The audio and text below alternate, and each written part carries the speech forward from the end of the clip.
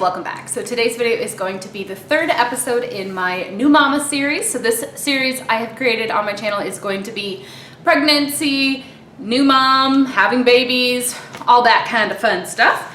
Today's video is all about my favorite diaper changing tricks and tips and hacks.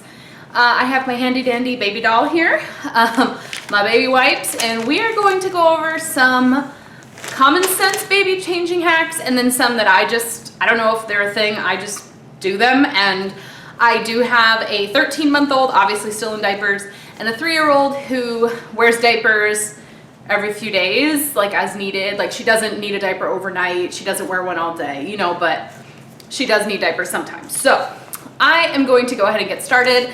Let's meet Fred. Fred is the size of a newborn.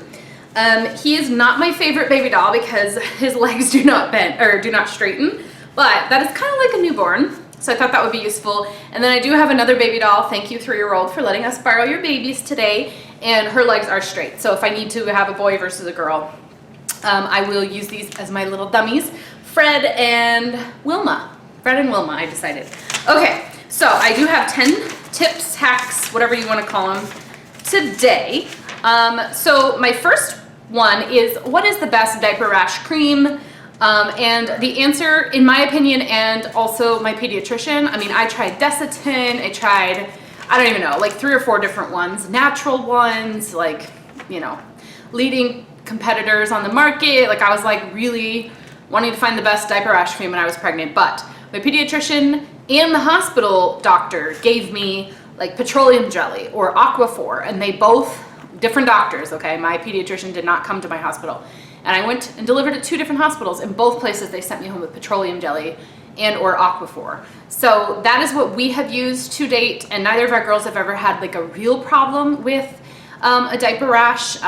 You know, usually if they have one, it's for like a day or 2 and it's over, and it never has become like a big deal. So I highly recommend Aquaphor. When I have tried Desitin, like have had a tube or 2 with each kid where like I got it for a baby shower gift. So I'm like, oh, I'll just use it up. It didn't work. Like I ended up, it took longer for it to go away, and you know, I just wasn't a fan. But essentially what they do is kind of create a barrier between whatever they pee or poop out and their skin. So it's a skin protectant, and you know, it's not necessarily medication to soothe one, but it does definitely help, you know, if they pee and poop and they don't want to sit in it and it like is on their skin, it kind of keeps a barrier there. So that's number 1. Number 2 is buying diaper changing pads. Now I'm not talking about like, I'm gonna make this sound like a bed, okay?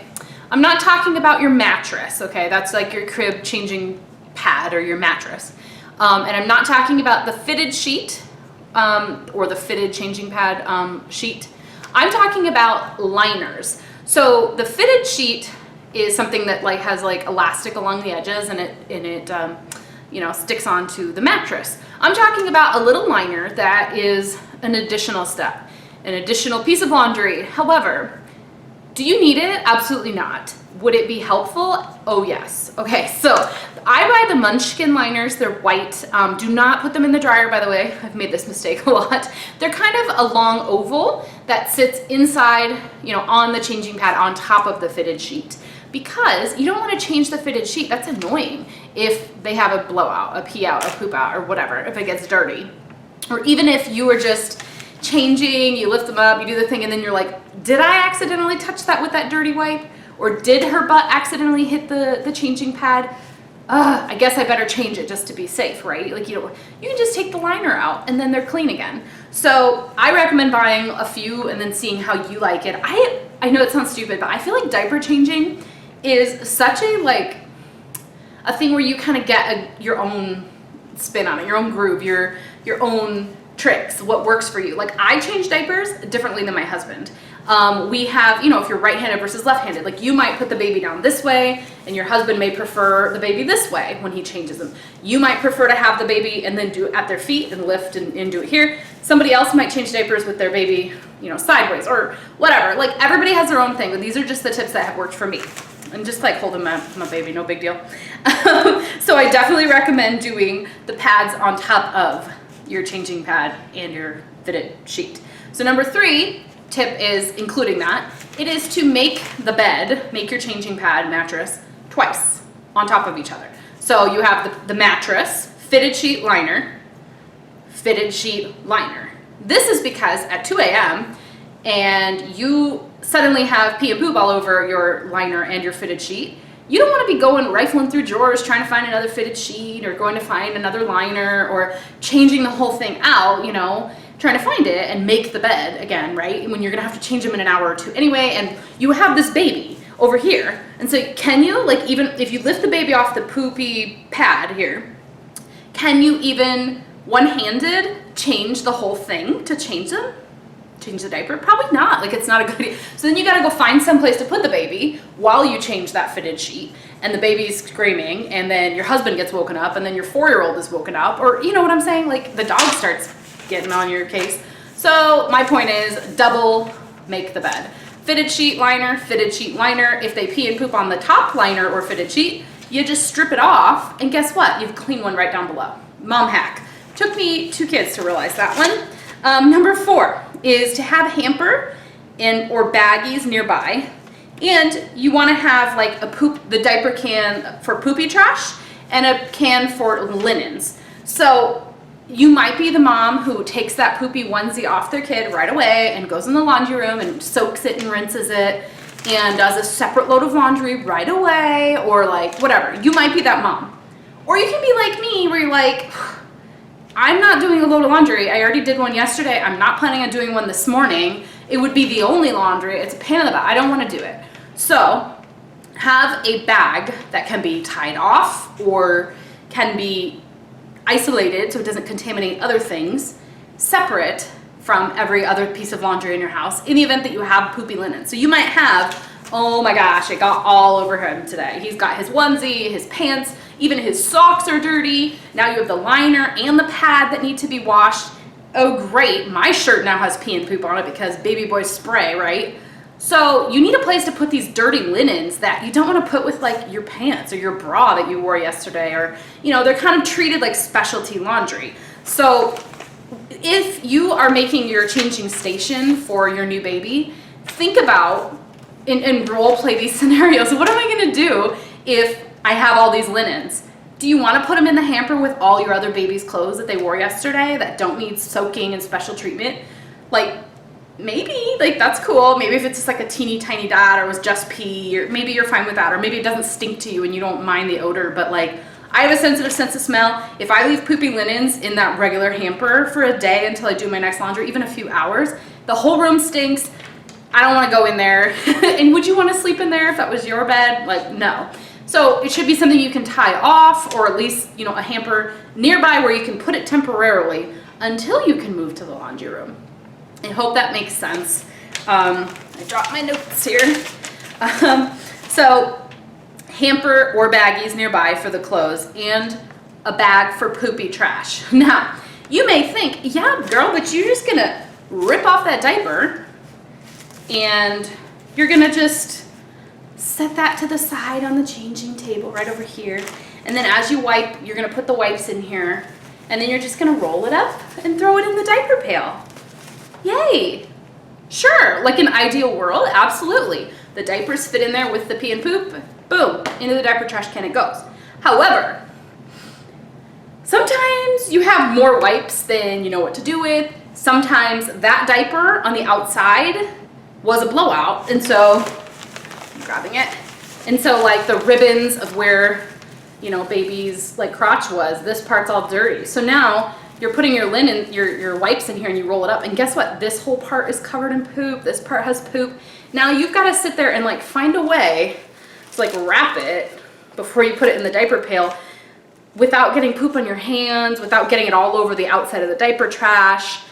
The truth is, you need a place to put poopy diapers. So if you want to get those little dog poop bags, those little small ones that you can just shove a diaper in, that's cool. I would even say, have your diaper pail. That's great for odor, and I definitely have opinions on that. But I would even say somewhere that you can just throw poopy wipes. Like, just, this is a bad one. I know I'm going to need a separate bag for it. And then guess what? You can put this bag in your diaper pail. And yeah, it might scrunch down and be about the same size as a diaper by the end of it. And sure, it might be wasteful or bad for the environment.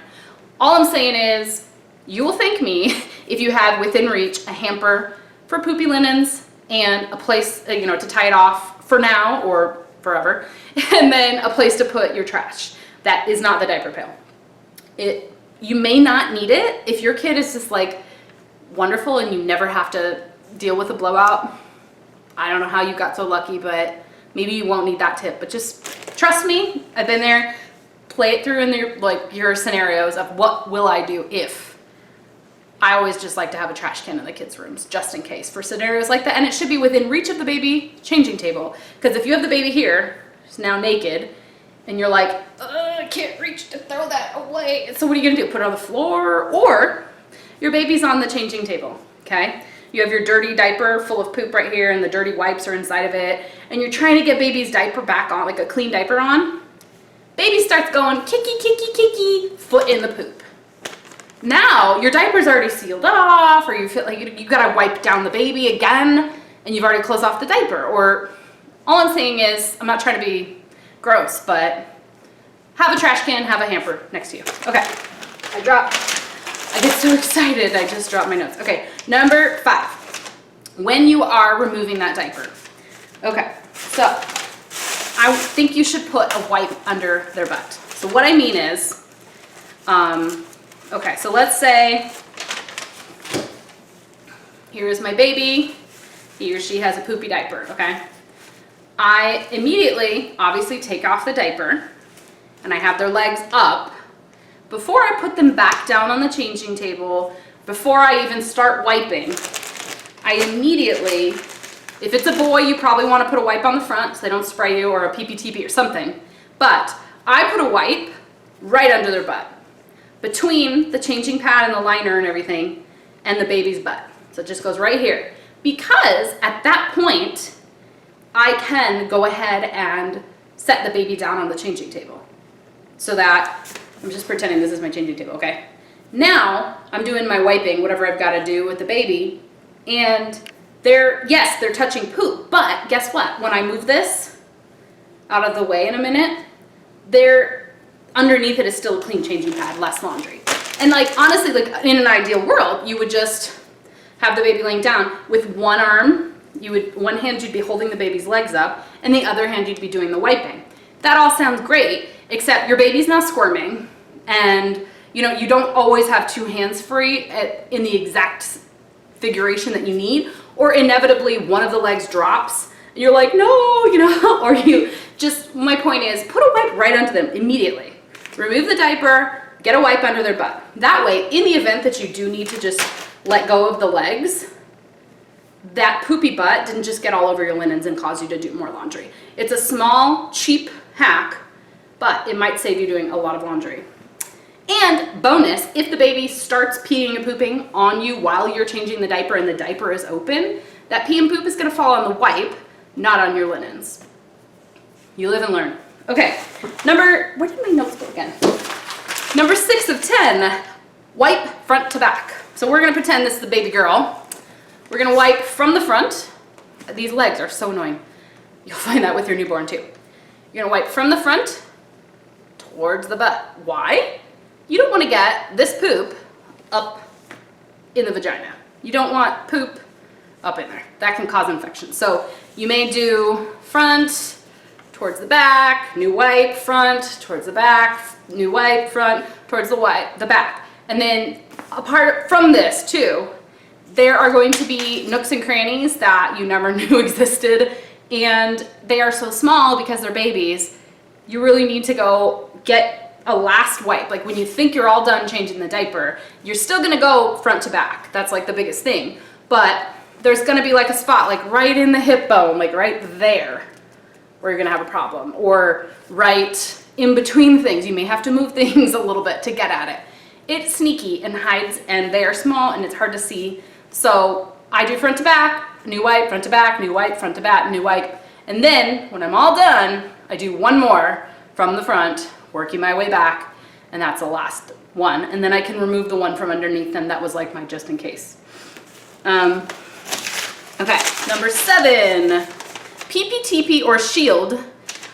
point changing table towards a wall. That's what I wrote down. Okay, so the PPTPs are literally like a little triangle thing that you put on top of a penis when you're changing them so they don't spray you, right? We've all seen like the funny memes of baby boys spraying their mom in the face or something.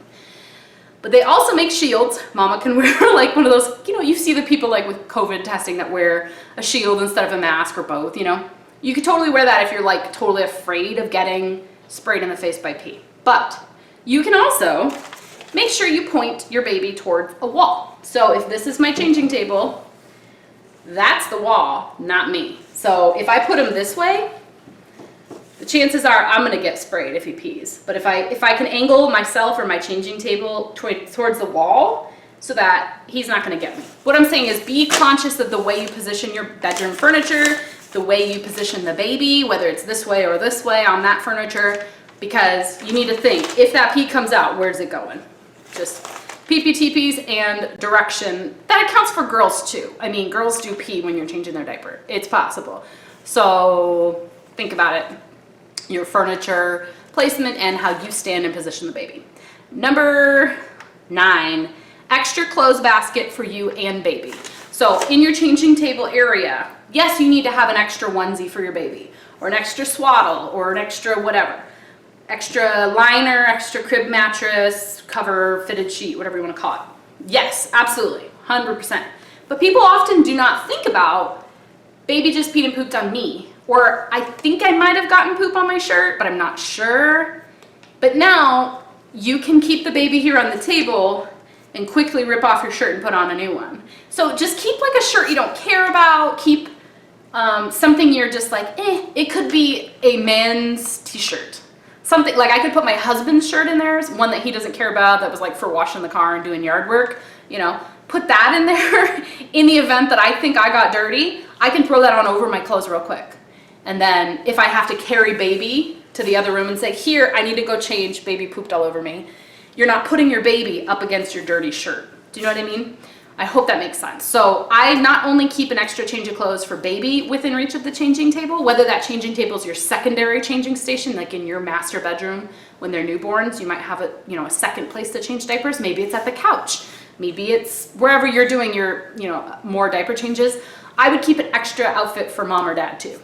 Even if it's just like until I can go to the other room. Maybe it's a robe, maybe it's a nursing cover, just something that if you get poop or pee on yourself, and you have this baby, so you can't just like leave and take off, and you also don't want to carry the baby up against your shirt, and you don't want to carry him like this to the master bedroom while you go and find a shirt.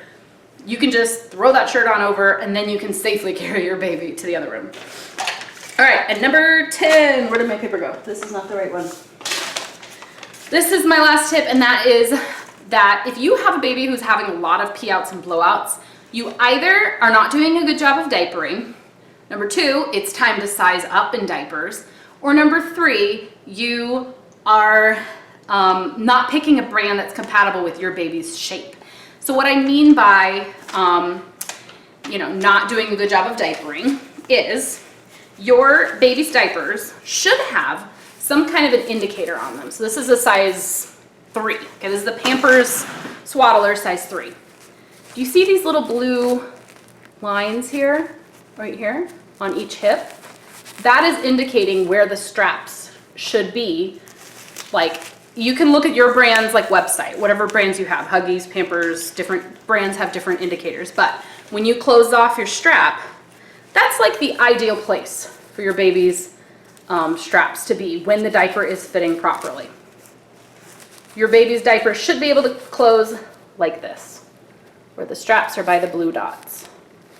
Now, if you find that you're trying to do that and your baby's straps cannot close that far, you're like, they're really wide, maybe it's way over here, it's time to size up, especially if you're experiencing a lot of pee outs and poop outs. That probably means baby needs to go up. I have found that, like, let's say, I'm gonna make this number up because I can't remember what it is. Let's say a size newborn diaper fits through 10 pounds. Maybe your baby's only 9 pounds, so you're like, oh, it can't be that. It can be. My kids have always been able to pee and poop out of the correct size diaper. So doesn't mean you're doing anything wrong, but just be conscious of the fact that if the straps are not, they don't have to all the way meet in the center. Like you don't have to like bundle them up like this, okay? They don't have to be able to overlap. but they need to be tight enough so that pee and poop can't escape from the ribbons on the sides here. And then, you know, so be conscious of the weight range suggested on the box, but also don't take that to heart. Like if you're finding they're still peeing and pooping out and you can do this correctly, maybe just size up anyway. The other thing is, babies are made differently, just like adults are. I have chunky thighs and a big butt. Okay, so my diaper might not fit someone who's skinny. Like, hope that makes sense. Your skinny arms and leg baby may not fit, even though they weigh 8 pounds, and so does this other newborn who weighs 8 pounds. They may not fit the same diaper. Maybe that baby is chunky, but a little bit shorter. Or maybe, you know what I'm saying? They're not all created equally. So like Huggies may run for more chunky leg babies, and Pampers might run for skinnier leg babies. So you can read reviews online, kind of get a feel for it. But just know, you finish that box of Pampers and you're like, I'm not buying that kind again. Try a different kind. It may not mean that you need to size up. It might just mean that that diaper is not the best fit for your baby. And also, even within one brand, they have different lines. They have the Snug and Dry, they have the Cruisers, they have the Swaddlers, they have, you know what I'm saying? So do your research, but in my opinion, for us, we used whatever we got for free from the baby shower till we became more experienced with diaper changes. Then we decided to start doing Pampers Swaddlers, but I only did that honestly because that's the kind of diapers my sister had always bought, and I was like, that's cool. So we did the Amazon Prime subscription, subscribe and save, and we got like, was it 10% off, 15% off by subscribe and save on Amazon. But then once baby was about a size 3, we switched to, or maybe it was 4. I can't remember. We switched to Pampers Cruisers from the Swaddlers because our babies walk early. One was 10 months and one was 9 months when they started really moving around, and we needed a diaper that was going to be better for like moving and movement. So if your baby just lays around, you could probably keep using the same kind, but if you might notice as they are more upright and moving that they need a different diaper, even if you continue using the same brand. And my last bonus tip is to use the app for whatever brand it is that you are using, and try to stick to one brand if you find one that works for you. So just move up in sizes as your kid gets bigger. For example, we have Pampers. We use Pampers most of the time. Once in a while I'll use something else if that's what I've got. But Pampers has an app. They have rewards. You can redeem, you like get little redemption codes that you can put in the app and get free stuff. So I've gotten like Melissa and Doug toys for my kids. And you just keep scanning the barcodes on your diapers, and then over time, and it takes a long time, you get free stuff. So you might as well, I mean, you can just save your stack of those redemption codes, just put them in a baggie or something in their room, and then one day when the baby takes a really long nap for some reason, you can just sit there and put them all in, and you might get, you know, $10, $20, $30 of free stuff. They even do gift cards for like Amazon and stuff, so you might as well keep them. Even if you're like, someday maybe I'll do it, just put them on the side, put them on the side. So that's why it's beneficial to stick to one brand. I know Pampers and Huggies do it. I'm not sure what other brands do. Anyway, those are my diaper changing tips and hacks for my new mama series. I hope you guys found this video helpful. Don't forget to subscribe if you haven't already, and please submit your requests for this series down below in the comments. Thanks for watching. Bye. Oh, I thought of a bonus tip, another bonus tip, as I was going to put this away. Buy refill packs of your wipes rather than buying like the hard casing wipes every time. The refill packs, I think the Pampers sensitive wipes that we've always bought are 8 of them. So I want to say it's like 256 wipes or something like that, a big number, like 8 packs like this for cheaper than buying like the actual hard case. And you can subscribe and save on Amazon. But I will say, these packs are not made very well. Okay, so they like slit all the way up when you try to just remove the little oval in the center. So you definitely want to get the refill packs because they're the cheapest. You can take a little stack and put them in your diaper bag in a hard case or whatever. But you want to buy a reusable diaper wipe holder, like the nice hard case, because that is going to keep them moist, and it's going to make it easier to use. But I wouldn't necessarily go with the brand like Pampers and use that hardcover, because we have had multiples of that hard case break from Pampers. So look into like OXO, I think is the name of the brand, or Munchkin or whatever. And they might have one that's like highly reviewed that would be good for you. But you do not need the diaper wipes warmer, because baby on the go is not going to have a wipes warmer. You're not going to have one everywhere you go. Grandma's house isn't going to have one. Daycare might not have one. So don't make your baby a high maintenance, a snob when it comes to diapers and wipes. Hope you guys enjoyed. Don't forget to subscribe. Talk to you later. Bye.